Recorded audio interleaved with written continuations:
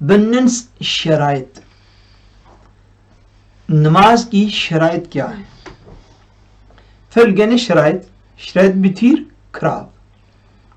Följande şerait må være oppfylt for at bønnen skal være gyldig. ان شرائط کا پورا ہونا لازمی ہے نماز کے درست ہونے کے لیے. Number 1 طہارت. Tilbederen må ha ren kropp اور رین کھلیر.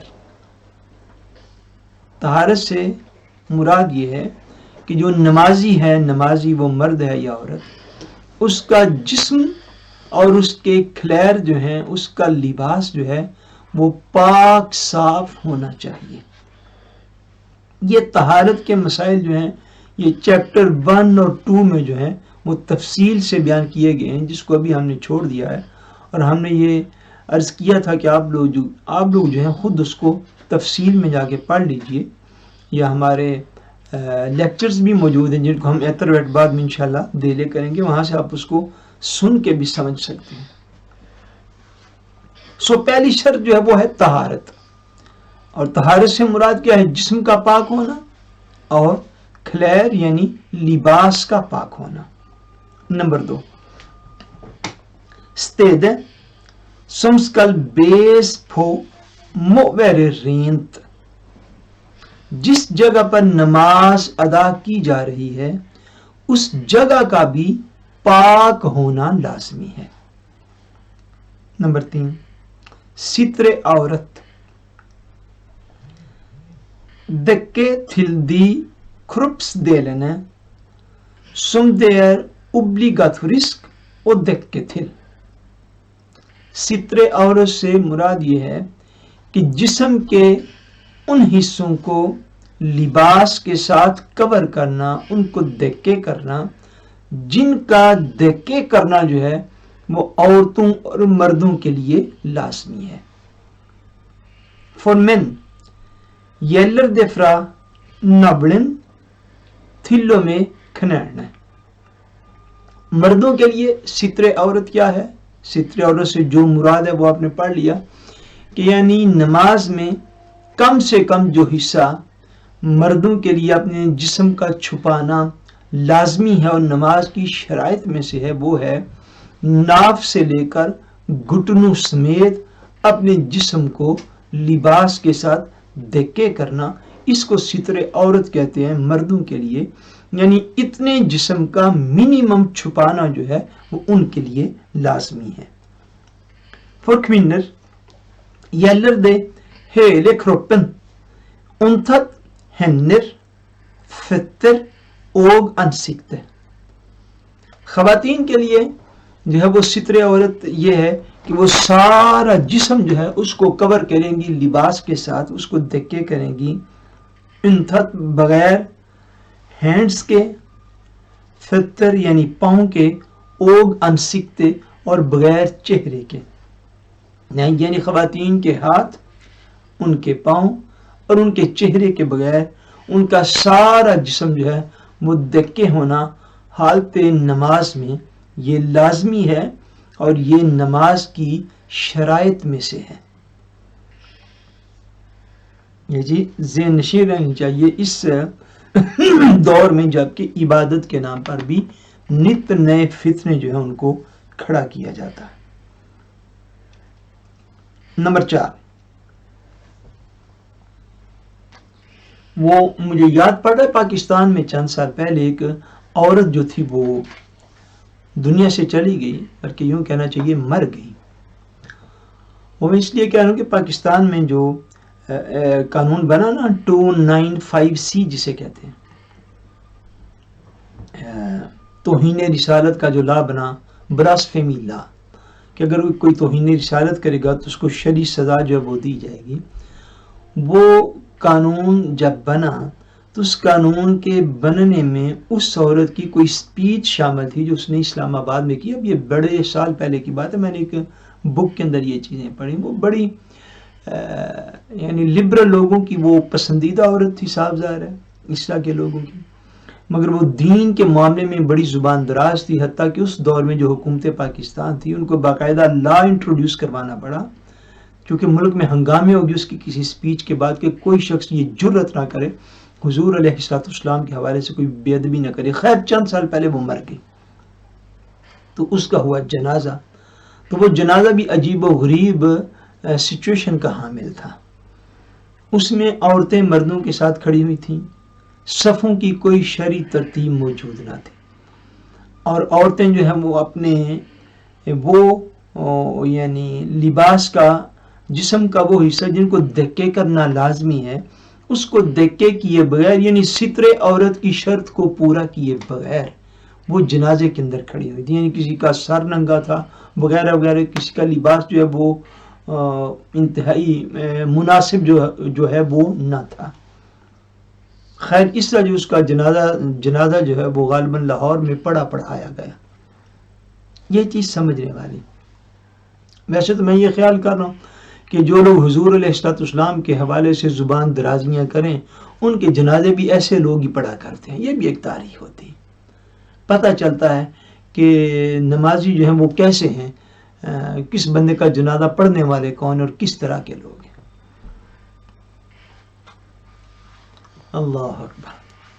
مجھے کسی بندے نے یہ کہا، میں اس بات کی صاحبدار ہے، کوئی گارنٹی تو نہیں ہوتی، لیکن ابھی چند ماہ پہلے پاکستان میں حضرت علامہ خادم حسین رضوی صاحب رحمۃ اللہ تعالی علیہ ان کا وصال ہوا، لیکن اعداد اور فگرز جو ہیں وہ صاحبدار ہے وہ تو موجود ہوتے ہیں، آپ کو پتہ ہے ملینوں میں لوگ اس جنازے کے اندر شامل تھے۔ تو مجھے کسی شخص نے بتایا، ایک ذمہ دار آدمی نے، کہ جو ایک اندازہ کیا گیا، کہ اندازہ ہی ہوتا ہے نا کہ ان کے جنازے میں کم و بیش 2 لاکھ حافظ قرآن لوگوں نے شرکت کی اور شرکت کی سعادت حاصل کی، یوں کہنا چاہیے۔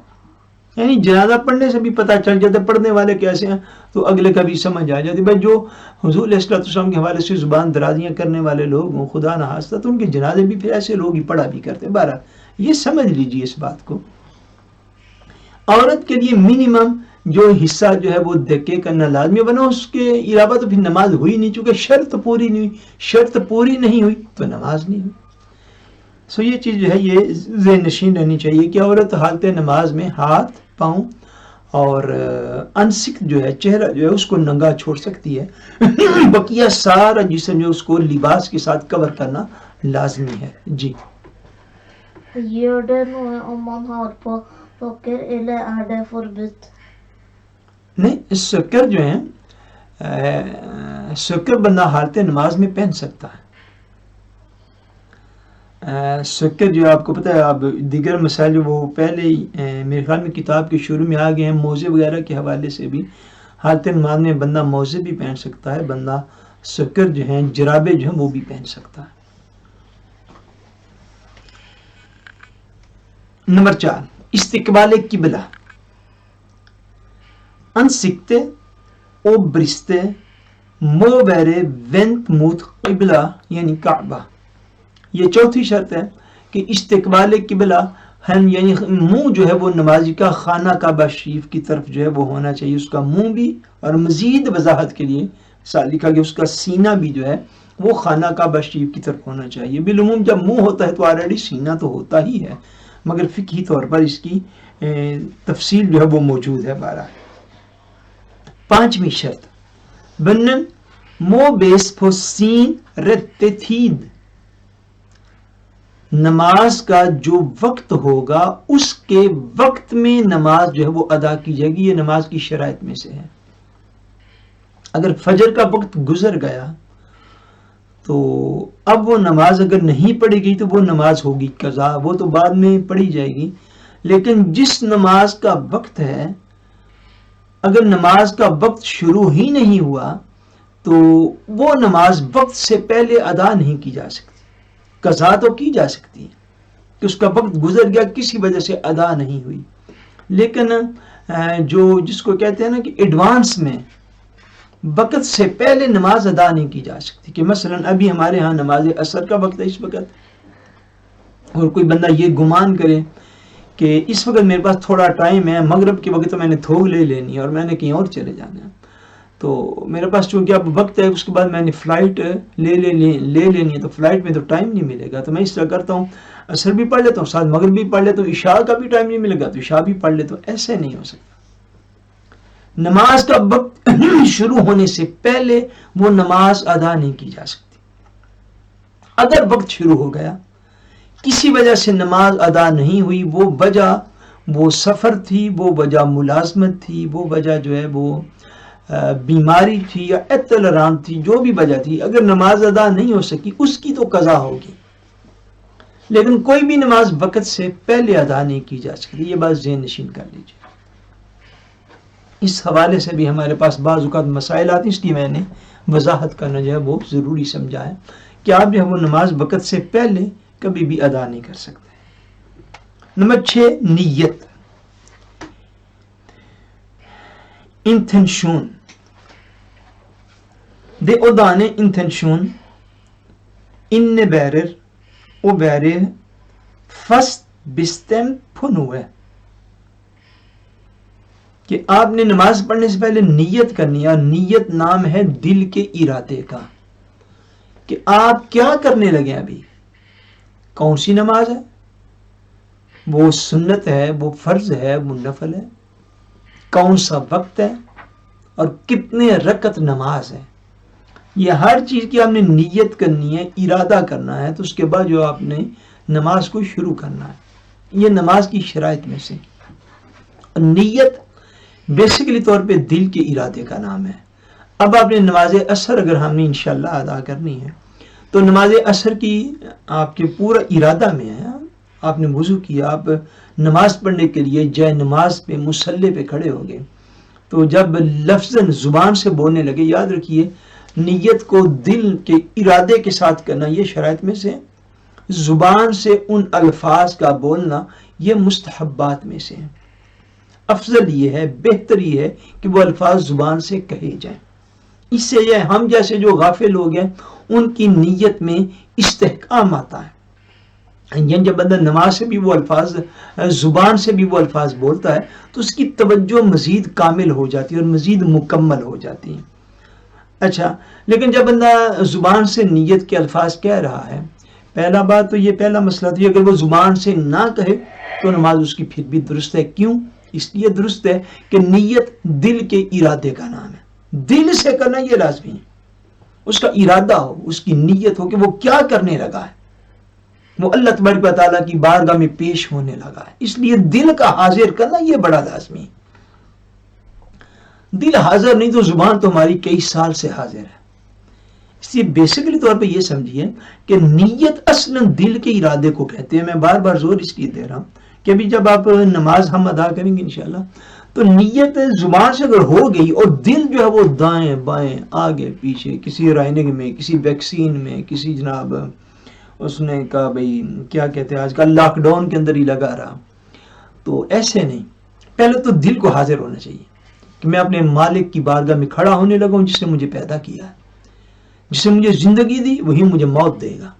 اس کا شکر ادا کرے، مولا تو نے مجھے اپنے اوپر ایمان لانے کی توفیق عطا کی، تو نے مجھے مسلمانوں میں پیدا کیا، تیرے نبی کے ذریعے سے ہم تک یہ حکم پہنچا کہ ایک دن کے اندر 5 نمازیں فرض ہیں. میں ابھی نماز عصر کے لیے تیری بارگاہ میں حاضر ہوں. 4 رکعتیں میں نے پڑھنی ہے سنت، اور پھر پڑھنی ہے 4 فرض. جب بھی کوئی نماز پڑھے اس کی نیت کرے، اور نیت دل کے ارادے کا نام ہے. اگر دل حاضر نہیں ہوا تو یاد رکھیے میں اور اب ہم کئی سالوں سے زبان سے تو پڑھتے ہی آ رہے ہیں. یہ بات اور یہ راز سمجھنے کی ضرورت ہے کہ بیسیکلی طور پہ نیت دل کے ارادے کا نام. دل کا حاضر ہونا لازمی ہے. اس لیے میں عرض کر رہا ہوں کہ زبان سے کسی نے نیت کی تو یہ مستحب ہے، یہ بہتر ہے، یہ افضل ہے. نہ بھی کی تو نماز ہو جائے گی.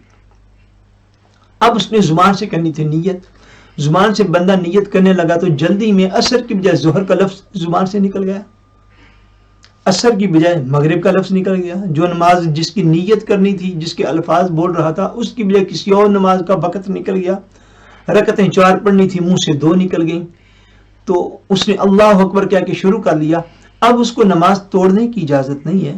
اگر غلطی سے جلدی میں زبان سے کوئی اس طرح کی مسٹیک ہو بھی گئی، یعنی نماز جو تھی ارادہ تو تھا عصر پڑھنی ہے، زبان سے جو لفظ نکلا وہ مغرب کا نکل گیا، زبان سے جو لفظ نکلا وہ ظہر یا فجر کا نکل گیا. اب اس کو نیت کو دہرانے کی ضرورت نہیں. کیوں؟ کہ نیت دل کے ارادے کا نام. اس کے دل میں یہی ارادہ تھا, اس نے عصر کی نماز پڑھنی, رکعتیں پڑھنی تھی 4 فرائض کی, تو اس کے منہ سے نکل گیا جلدی میں 2 یا 3. اب اس نے اللہ اکبر کہہ کے نیت کر لی, اس کو دوبارہ سے نماز توڑنے کی کوئی ضرورت نہیں. کیوں؟ وہی بات ہے, نیت دل کے ارادے کا نام, کیونکہ اس کے دل نے یہی ارادہ کیا ہوا تھا کہ اس نے عصر کی نماز پڑھنی, اور اس کے علم میں ہے عصر جو ہے وہ 4 رکعتیں سنت ہیں اور 4 رکعتیں فرائض میں سے ہیں, ان کی الگ الگ نیت صاف ظاہر کی جائے گی. سو اگر جلدی میں زبان سے کوئی اور لفظ نکل گیا, کوئی اور نماز نکل گئی, رکعتوں کی تعداد میں پلس مائنس ہو گیا, تو اس کو دوبارہ سے نیت کرنے کی یا دوبارہ سے نماز توڑ کے پھر سے نیت کرنے کی کوئی حاجت اور ضرورت نہیں ہے. لیکن جب دل, یہ بھی اگلی بات یاد رکھیے, جب دل حاضر ہوتا ہے تو پھر لفظاً غلطی زبان کی کم ہوتی ہے. یہ ایک اصولی ساری بات ہے. جب دل حاضر نہیں ہوتا نا, اس وقت زبان کی غلطی زیادہ ہوتی ہے. جب دل حاضر ہوتا ہے پھر یہ نماز کے اندر بھی غلطی بہت کم لگتی ہے. اور یہ ایک عجیب سائنس ہے میرے نزدیک, چونکہ جب بندہ ذہنی طور پر پوری توجہ کرتا ہے تو بعض اوقات غلطی کا امکان ہوتا بھی ہے, لیکن غلطیوں کے امکان کم ہو جاتے ہیں جتنی نماز میں توجہ کامل ہوتی. سو نیت جو ہے یہ دل کے ارادے کا نام. دے er imidlertid foretrukket og samtidig si intensjonen, جو میں نے عرض کیا, یہ مستحب ہے کہ زبان سے بھی ان الفاظ کو کہا جائے. For example, kan man si jeg danner intensjon mot å be zohar bønnens 4 rakat sunna for Allah subhanahu wa ta'ala. Ansiktet mitt vendt mot Kaaba. Hvis man ber bak en imam, kan man også tilføye bak denne imamen. جب آپ نماز پڑھتے ہیں امام صاحب کے پیچھے, اس وقت نیت یہ کرنا لازمی ہے کہ میں اس امام صاحب کے پیچھے نماز ادا کر رہا ہوں. زبان سے بھی کہنا مستحب ہے, صاف ظاہر ہے. اور جب بندہ اکیلا نماز پڑھ رہا ہو تو پھر جو ہے وہ جنرلی نیت جو ہے وہ کر سکتا ہے. فرض رکھتے ہیں تو فرض بندگی اللہ تبارک و تعالیٰ کی, اور اگر سنت رکھتے ہیں تو سنت تابع رسول کی بندگی اللہ تبارک و تعالیٰ کی. یعنی اس طرح ہمارے یہاں علماء نے جو طریقہ جو ہے وہ ارشاد فرمایا ہے, جیسے ہم پنجابی میں یا اردو میں ہم نیت کرتے ہیں, مثلا ظہر کی سنت ہوگی, ہم نے نیت کرنی تھی تو ہم یوں کہیں گے 4 رکعت نماز سنت, سنت تابع رسول کی بندگی اللہ تبارک و تعالیٰ کی. بعض اوقات لوگ خالی سنت تابع رسول کی کہہ کے تو چھوڑ دیتے ہیں.